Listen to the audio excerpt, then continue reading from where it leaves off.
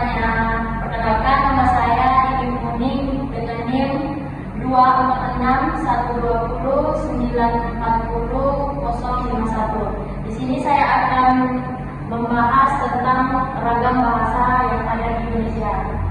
Selanjutnya, nah di sini ada pengertian dari ragam bahasa. Ragam bahasa menurut pemakaiannya yaitu bahasa yang berbeda-beda menurut topik yang dibicarakan, menurut hubungan bicara, kawan bicara, orang yang dibicarakan, serta medium bicara.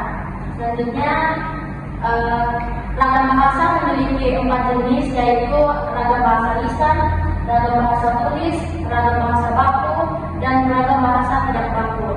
Selanjutnya, nah di sini ada ragam bahasa lisan.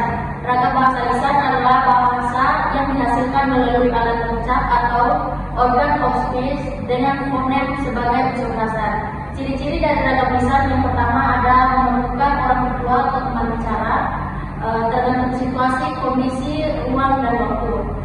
Yang ketiga, tidak harus memperhatikan unsur gramatikal, hanya perlu intonasi serta bahasa tubuh. Berlangsung dengan cepat, sering dapat berlangsung tanpa alat bantu, kesalahan dapat berlangsung dikoreksi, dapat dibantu dengan gerak tubuh dan mimik wajah serta intonasi.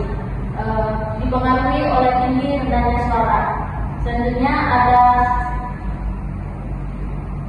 ragam tulis. Ragam tulis adalah bahasa yang dihasilkan dengan memanfaatkan tulisan dengan huruf sebagai unsur dasar. Ciri-ciri dari ragam tulis yaitu tidak memerlukan orang berdua atau teman bicara seperti ragam bahasa lisan. Yang kedua, bersifat objektif, tidak tergantung pada kondisi, situasi, dan ruang serta waktu. Mengembangkan konsep makna yang jelas, harus memperhatikan unsur gramatikal, berlangsung lambat, jelas berstruktur, bahasanya, susunan kalimatnya juga jelas dan runtut. Selalu memakai alat bantu, kesalahan tidak dapat dikoreksi dan tidak dapat dibantu oleh gerak tubuh dan mimik muka, hanya terbantu oleh tanda baca. Ya. Selanjutnya ada kekurangan dan kelebihan dari ragam tulis. Kelebihannya yang pertama, informasi yang disajikan bisa dipilih untuk dikemas sebagai media yang menarik. Yang kedua, umumnya memiliki kedekatan budaya dengan kehidupan masyarakat. Yang ketiga, dapat digunakan untuk menyampaikan maksud dan membeberkan informasi.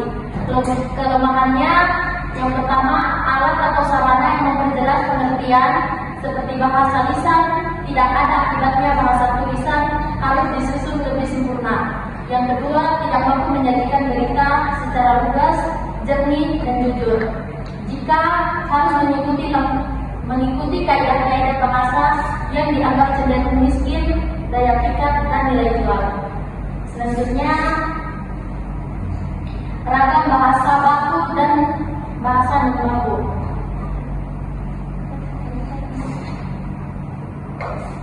Ragam bahasa baku adalah ragam. Di sini ada ragam bahasa baku dan bahasa non-baku. Ragam bahasa baku adalah ragam yang dikembangkan dan diakui oleh sebagian besar pemakainya sebagai bahasa resmi dan sebagai bahasa acuan norma bahasa dan penggunanya. Ciri-ciri ragam bahasa baku memiliki 3 jenis, yaitu yang pertama, ragam bahasa baku memiliki sifat kemantapan dinamis. Yang kedua, memiliki sifat kecerdikan. Yang ketiga, baku atau standar beranggapan adanya keseragaman. Next.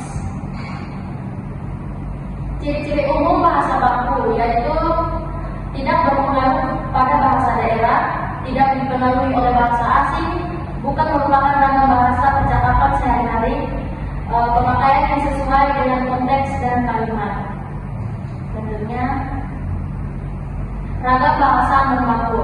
Ragam bahasa non-baku adalah ragam yang menyimpang dari norma baku. Selanjutnya, fungsi dari ragam bahasa baku yaitu sebagai fungsi pemersatu. Fungsi pemersatu yang menghubungkan semua penutur dari berbagai dialek. Sebagai fungsi pemberi kekasan karena dapat membedakannya dengan bahasa lain. Sebagai fungsi pembawa kewibawaan, bahasa baku dianggap sebagai bahasa berwibawa karena penggunanya kebanyakan di kalangan akademisi, ahli-ahli bahasa, dan pembelajar lainnya. Yang keempat, sebagai kerangka acuan, bahasa baku menjadi patokan bagi benar atau tidaknya pemakaian bahasa seorang atau kelompok. Selanjutnya, ragam bahasa berdasarkan cara pandang menutur. Di sini ada terdiri dari 4, yaitu ragam bahasa dialek atau daerah, ragam bahasa terpelajar, ragam bahasa resmi, dan ragam bahasa tidak resmi. Selanjutnya, ragam bahasa daerah. Ragam bahasa dialek atau daerah yaitu variasi bahasa yang dipakai oleh sekelompok bangsawan di tempat tertentu dalam istilah lama yang disebut sebagai logat. Ciri khasnya dari ragam dialek yaitu pada tekanan turun naiknya nada dan panjang pendeknya bunyi bahasa yang membangun aksen yang berbeda-beda. Selanjutnya ada ragam terpelajar. Bahasa Indonesia yang digunakan oleh kelompok penutur berpendidikan tampak jelas dibandingkan dengan yang digunakan oleh kelompok penutur yang tidak berpendidikan. Contohnya, yang tidak berpelajar mengatakan video, sedangkan orang yang terpelajar atau yang berpendidikan mengatakan video. Selanjutnya, ragam bahasa resmi. Ragam bahasa resmi atau bahasa yang digunakan dalam situasi resmi seperti pada pertemuan-pertemuan, peraturan-peraturan, dan undangan-undangan. Ciri-ciri dari ragam bahasa resmi yaitu menggunakan unsur gramatikal secara eksplisit dan konsisten, menggunakan kata ganti resmi, menggunakan hubungan secara lengkap, menggunakan kata baku, dan menghindari unsur kedaerahan. Selanjutnya ada ragam bahasa tidak resmi. Bahasa yang digunakan dalam situasi tak resmi seperti pada pergaulan dan percakapan pribadi. Ciri-ciri dari ragam bahasa tidak resmi yaitu tidak menggunakan bahasa resmi, tidak menggunakan unsur gramatikal, dan tidak menggunakan bahasa baku. Selanjutnya, kesimpulan dari ragam bahasa yang ada di Indonesia yaitu variasi pemakaian bahasa yang timbul sebagai akibat adanya sarana atau cara, situasi, bidang pemakaian, dan daerah asal penutur yang berbeda-beda. Berdasarkan sarana atau cara komunikasi, ragam bahasa dapat dipilih menjadi 2, yaitu ragam bahasa lisan dan ragam bahasa tulis. Dilihat dari situasi, ragam bahasa yang dikenal sebagai bahasa resmi dan ragam bahasa tidak resmi. Demikian presentasi dari saya.